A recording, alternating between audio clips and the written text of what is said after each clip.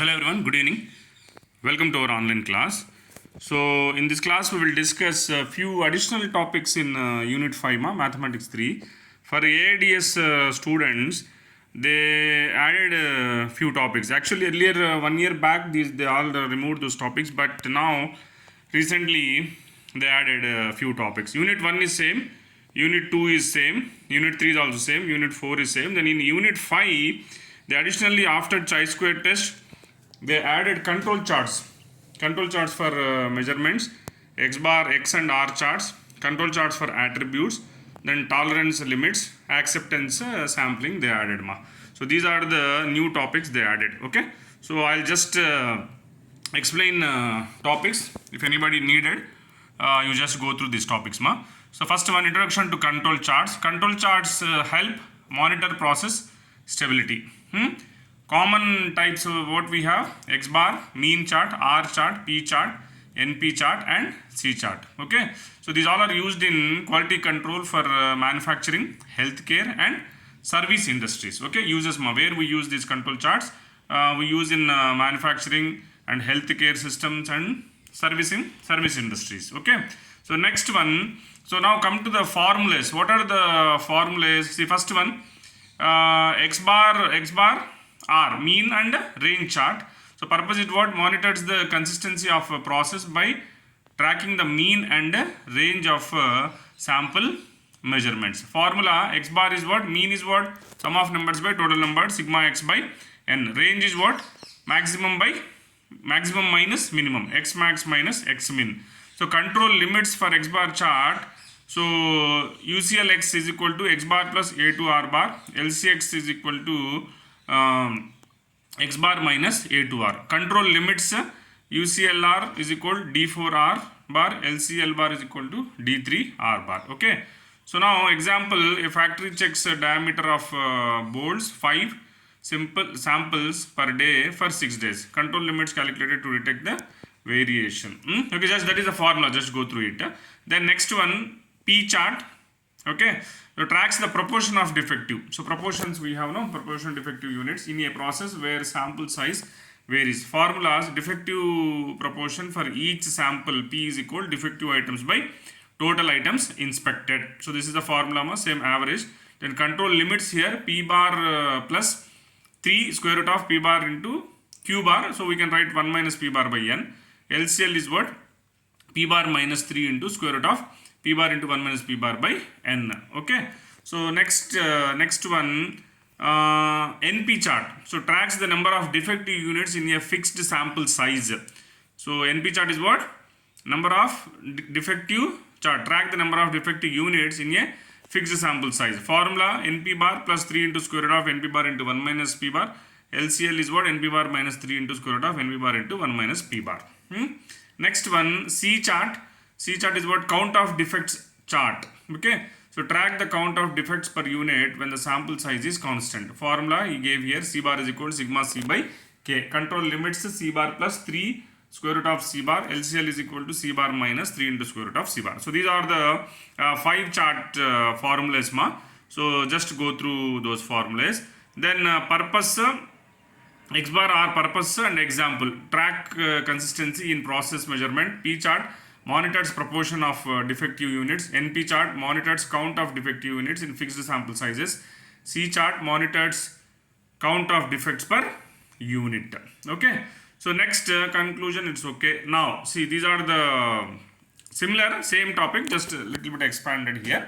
So components: X bar chart monitors the process mean. R chart is what? Monitors the process variations So here central line CL is equal to X bar is equal to summation X bar by K. Upper control limit UCL, upper control limit is same, X bar plus A2 R bar.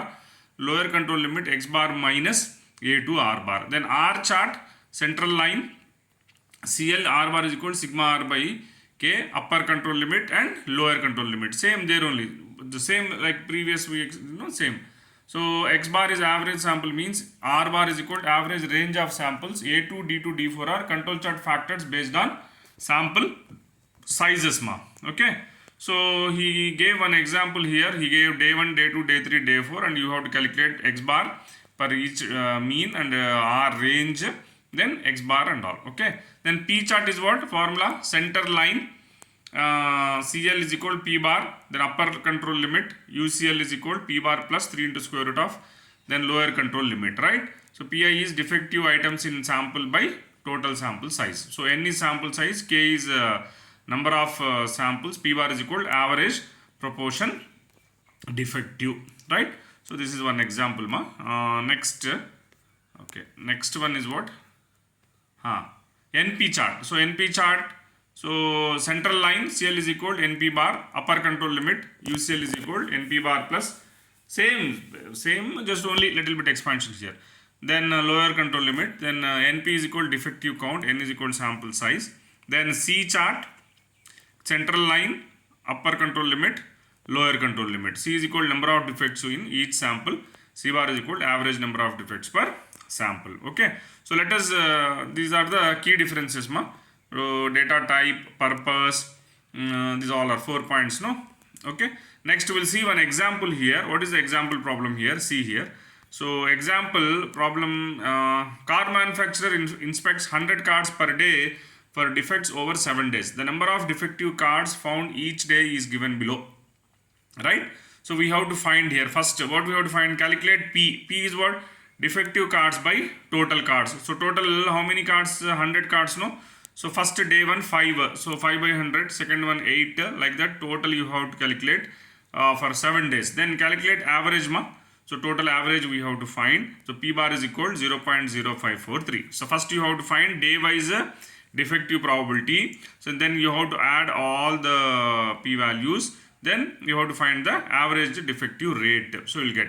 Then compute control limits, UCL and LCL you have to find. UCL formula you know already. UCL is equal to P bar plus 3 into square root of P bar into 1 minus P bar by N. You substitute there, you will get the values. Next, after finding, then we have to calculate. This is the calculation part. So he substituted a P bar and 1 minus P bar is nothing but Q bar by N. He substituted, he got. Now UCL and LCL he calculated. So these are the values we have. You have formula now already. You can substitute in the formula, will get. Now interpretation and conclusion. UCL is 0.1224, LCL is 0, P bar is 0. The proportion values of for each day 0.05, 0.08 etc. are all within the control limits. So since no points fall outside UCL and LCL, the process is in control. Okay. So like this you have to find the given problem. Okay. So this is only for just reference. So just go through this one, upper control limit, lower control limit, all formulas you take down. I'll give you the PDF also. Just go through these formulas. He will ask you short answer question. Okay. So actually these topics are last they added. So if you would have done earlier, I would have teach you, but unfortunately they added in last. So unable to complete. Okay. So just go through these PPTs, these papers and all. Just go to this video so that you can get at least a minimum idea, so that you can write something in the exam if you get. Otherwise you can leave it in the choice, no problem. Long answers you can leave it in the choice. Only for the case of short answer you have to consider. Okay.